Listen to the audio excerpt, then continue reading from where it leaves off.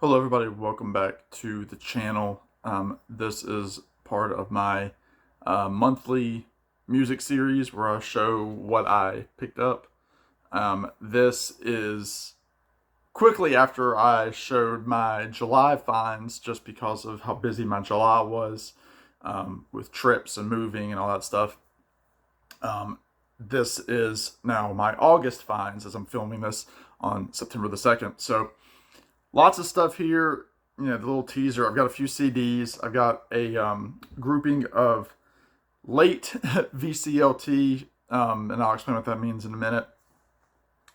Got some new finds from Rhino Records, a couple of new records, some used finds, and then some finds that I picked up on Whatnot, the auction site. So, yeah, let me just jump right in and show you the CDs real quick. I did pick up the Wood Brothers Puff of Smoke. This is their latest record, and I think I showed this maybe in the last video, but just really, really cool.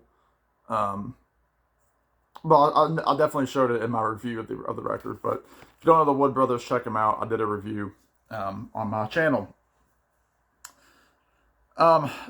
Picked this up as well, The Kinks Journey Part 3.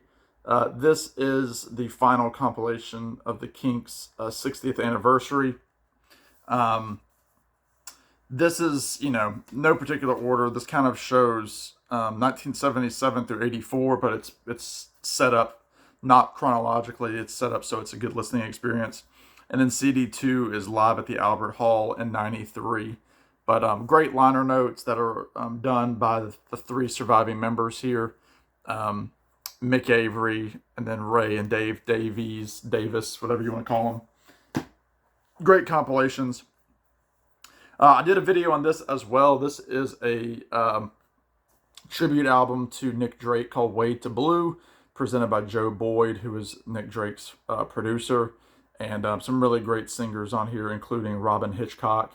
It's got the Nick Drake classics on here, and I highly recommend checking this out. You can find it on Amazon. Very cheap. If you're a Nick Drake completist like myself, it is a must. And then lastly, I picked this up in one of the local shops around here. This is El Corazon by Steve Earle. This is an album from 97. Great song on here, Christmas in Washington. Is a good tune. Poison Lovers is a good song. Fort Worth Blues. So great to add to my Steve Earle collection. I'm slowly getting all of Steve Earle's CDs. So this was another one to put into the bank. Now, I mentioned some VCLT. My buddy Tommy over at Tommy's Musical Adventures. I'll have his information in the description. Tommy had picked up something for me on Record Store Day that I was unable to get. And he was one of the people that I had at my wedding, and he brought up the CDs and stuff, but I could not take the gift at that time because it was the wedding day, and so my sister took it, and so I was unable to get it for over a month or so. So Tommy very graciously picked me up this single that I wanted for Record Store Day. Tom Waits, Get Behind the Mule. This is Tom Waits' song from Mule Variations from 1999. It's got the album track as well as a spiritual version is what it's called. It's a little bit slower, a little bit more gospel-y, and really, really cool to have this on a really cool logo and stuff. So anyway, thank you, Tommy, for that. Tommy also picked this up for me. Tommy went to go see Roger McGuinn of the Byrds, and he was selling this CD that Roger signed. Tommy picked that up for me. Very nice of Tommy. My only issue with this CD, well, first, it's all Roger McGuinn. Like, it's McGuinn playing just about all the instruments. Marty Stewart does make an appearance on here on a song called Chestnut Merry Christmas. But he does a version of the song Friday by Carly Rae Jepsen. If you remember that song on YouTube from like 10 years ago, it was really annoying. McGuinn does this like soft version of it. It's very strange. But he also does some of the Byrds tunes. He does some newer originals. So happen to have a Roger McGuinn signature, thanks to my buddy Tommy. And he also slipped this album in. This is McGear by Mike McGear, who you might know as Mike McCartney, brother of Paul McCartney. This is his second and final album that he put out. This is on Warner Brothers. And it's essentially a Wings album that McCartney produces with Mike singing. So you have Denny Lane, you have Linda McCartney on here, and really, really good. It's got some crunch to it. He does a Brian Ferry song. A lot of the songs are Paul McCartney and McGear co-writes. So really, really cool record. I've never heard it, but I've seen it shown many times. So thank you so much, Tommy, for those great gifts. Speaking of Roger McGuinn, I do have a couple of records in my never-ending quest of collecting Byrds-related items. I picked this up. This is a Fifth Dimension original mono that I picked up here in town sometime late in August. This is one of my favorite Byrds albums. It has 8 Miles High on here, Mr. Spaceman. Really good stuff, and you got to show the mono. So cool to have that. I picked this up at an antique store in my hometown. Was not expecting great things from this, especially about some of the titles, but this is actually a fairly decent bluegrass gospel record. This is called Ever Call Ready. Technically, it's considered a Chris Hillman record. Chris Hillman of the Byrds and the Flying Burrito Brothers and Desert Rose Band. But you've got Bernie Ledden on here from the Eagles. You have Al Perkins, who was also in the Burrito Brothers. You have David Mansfield and Jerry Sheff. But great stuff on here. Bernie and Chris do the majority of the singing, although Al sings one song. But they do the old Louvin Brothers song, River of Jordan. I'll Be No Stranger There, God Loves His Children. A lot of it's kind of sappy. Like there's one song called Don't Let Them Take the Bible Out of Our Schoolroom. And I'm a religious guy, for those that don't know. I'm a Christian, but some of this is pretty corny. But for the most part, it's a good bluegrass record. So very cool. Hadn't seen it before in the wild. All right, new record. Again, Puff of Smoke. Picked it up on vinyl. No surprise. I showed it on the review, so I won't talk about that much more. I picked up a couple of records through Rhino. 2 Rhino Reserve records from their Reserve campaign. One was Tango in the Night by Fleetwood Mac. This was a huge album in, 1987 or so. Still the classic Rumors lineup. You have the song Everywhere, which is all over the place. You have Little Lies on here. Tango in the Night. Big Love was a hit. So really, really good stuff. My issue with this, and I don't know if anybody else had any issues, it sounded to me, listening to this, that Stevie Nicks' voice sounds a little high in the mix. I'm not sure if that's just me, or if I've never heard this record all the way through. But like the songs that I knew, her voice just sounded a little bit mousy almost. So let me know what y'all think. This sounded really good. I also picked this up from the Reserve series, just came out. Giant Steps by John Coltrane. I think this was kind of his breakthrough record. Just really, really solid jazz, Coltrane kind of stuff. Early Coltrane, so it's not too offensive. But you have John Coltrane, Tommy Flanagan, Paul Chambers, and Art Taylor. So very fun. Did not own that in any form, so happy to have it. Actually, I had it on CD. Never mind. I picked this up, the Rhino High Fidelity self-titled Fleetwood Mac. This sounds fantastic. The overplayed songs on here sound like I've never heard them before. Rhiannon sounds great. Landslide sounds great. But then everything else too on this is fantastic. I believe the numbered edition did sell out. My number, for those that care, was very high. 4,598 out of 5,000. Ooh, I don't know. But Fleetwood Mac self-titled, that sounds great. Next, I've been following a channel on Whatnot that sells some really good $10 records. They're overstock records, so they're able to sell them for cheap. And I'm only getting stuff that I really want. But all of these were $10 records. Paul Simon, Stranger to Stranger. This is one of his later albums. If you've never heard this, check it out. The song Wristband is a funky little tune about a musician getting locked out of his own gig because he didn't have the right credentials. The Werewolf is good. Cool Papa Bell. In the Garden of Edie. It's good, like instrumental. A couple of cool instrumental tracks. But this is great. It's from 2016. Paul Simon, Stranger to Stranger, $10. Speaking of Tom, picked up Tom Waits' Black Rider. This is kind of a weird, wacky album. I know my buddy Glenn is not a fan of this, Glenn Kellaway. But this was kind of the music to a play that Tom Waits helped write the music to. Got some weird stuff. Although the song "The Last Rose of Summer" is beautiful on here. But yeah, this is not where you would start with Tom Waits. But I'm a Tom Waits fan, which is strange to a lot of people. So another $10 record.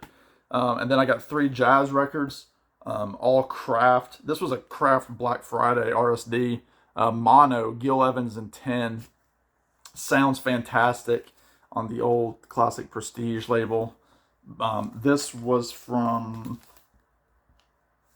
2023. Great Gil Evans, kind of orchestral jazz. Just listen to this today, A World of Piano by Phineas Newborn Jr. I've never heard Phineas. This is really good. Really good piano. This was 1962. Check out the song Lush Life on here. It's fantastic. But just an all-star cast of players. You have Paul Chambers on the bass, Philly Joe Jones on drums, Sam Jones on bass on side 2, and Louis Hayes on drums. So he's got 2 different bands on both sides. But Lush Life is great. A lot of people have covered that. Coltrane, Sinatra, several people. This was really good. I'm very happy to have that. And then I got something else, the music of Ornette Coleman, also a Kraft reissue from 2021, originally 1958. If you know Ornette, he can be a little bit out there too in his later stuff. Again, this is a good starting place, and I recommend this album a lot too. Yeah, really, really good. So, Whatnot did me well this month. And the last, well, that's not true. Well, let's do this. Let's just stick with the jazz for a second. The local shop here, he's a really cool guy. He has some great new records, and I don't normally buy new records, but a lot of the stuff that he has is already like out of print online, but it's still sealed. It's still good stuff. And for those that know me, you know that I love the Kraft reissue series of the Black Jazz Records label. And I'm trying to collect everything that's been released so far. I'm probably 2/3 of the way there. I've still got a few more to go. But my buddy here at the record store had a couple that I was missing. So and these aren't available online for standard retail price. This is Kelly Patterson, Maiden Voyage. Really like this, almost kind of like a Lena Horne kind of voice on her, and really, really liked it. Again, you have to like vocal jazz, but yeah, just like really like soulful, spiritual jazz. Produced by Gene Russell, who was also the founder of Black Jazz. Yeah, really, really good stuff. Happy to have this one, originally from 1973.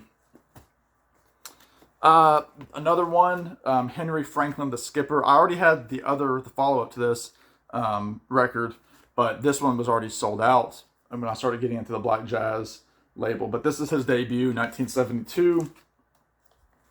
I believe, yeah, produced by Gene Russell.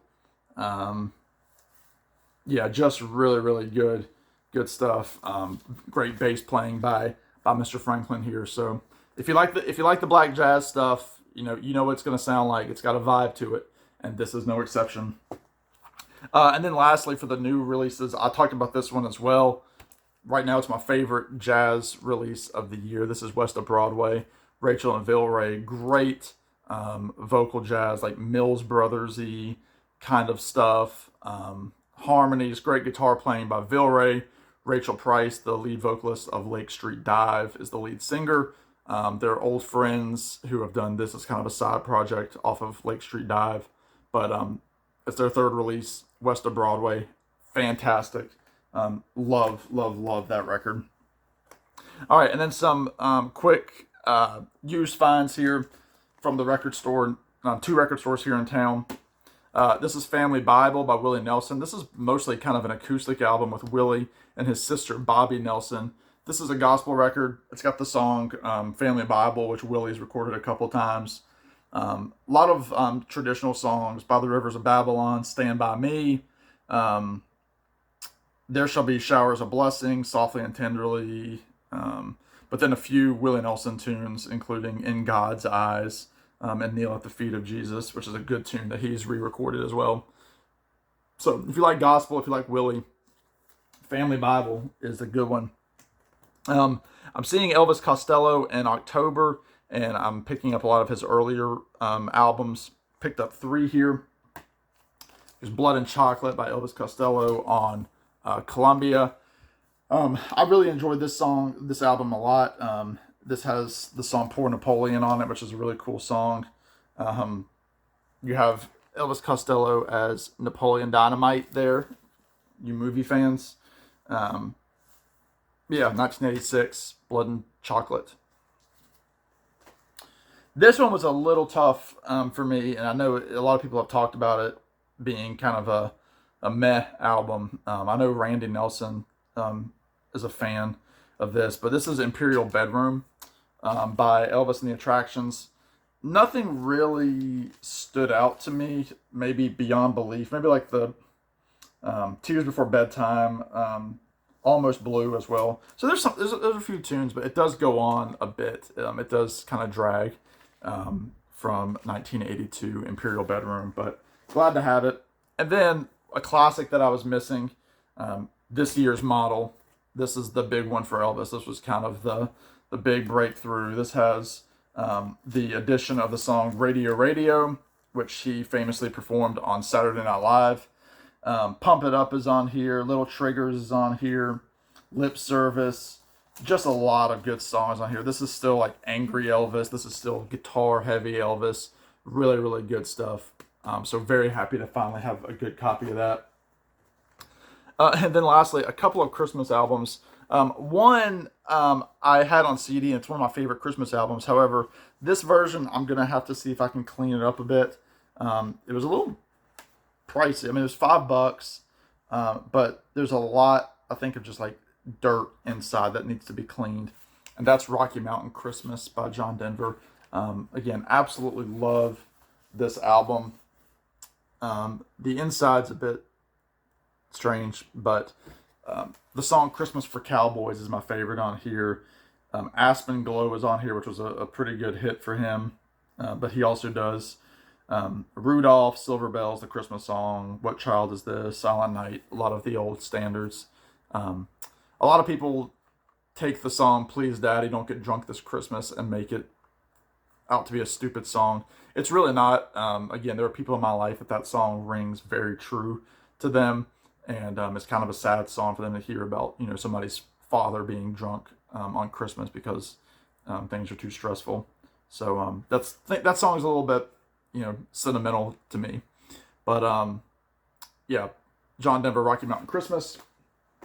And then lastly, this was a great album that I've never heard. Emmylou Harris, the Christmas album, Light of the Stable. This is a really great sounding record. This is also a promo copy, if you can see it there. But she's got some friends on here. She's got Ricky Skaggs. She's got Rodney Crowell on here. Emory Gordy Jr. Who else was on here? James Burton, John Wayer, who played with Michael Nesmith, and then he would later play with Emmylou Harris's Hot Band. But really good stuff. Just some good Christmas songs in here. Christmas Time's a Comin', the old Bill Monroe song. Away in a Manger, A Little Town of Bethlehem. A Rodney Crowell tune called Angel Eyes, which is not really a Christmas song. Beautiful Star of Bethlehem, Little Drummer Boy. So really good stuff. If you like acoustic country music, this is really, really good. So that does it for me, folks. I hope you enjoyed it. I'm sorry this video was long, but I had a lot of good stuff and I wanted to tell you about it. So comment down below what you think of these. Let me know about that Tango in the Night, if it is just my ears or if that's just how it originally sounded. And yeah, in the meantime, y'all be good. Take care. We'll see you in the next one. Bye now.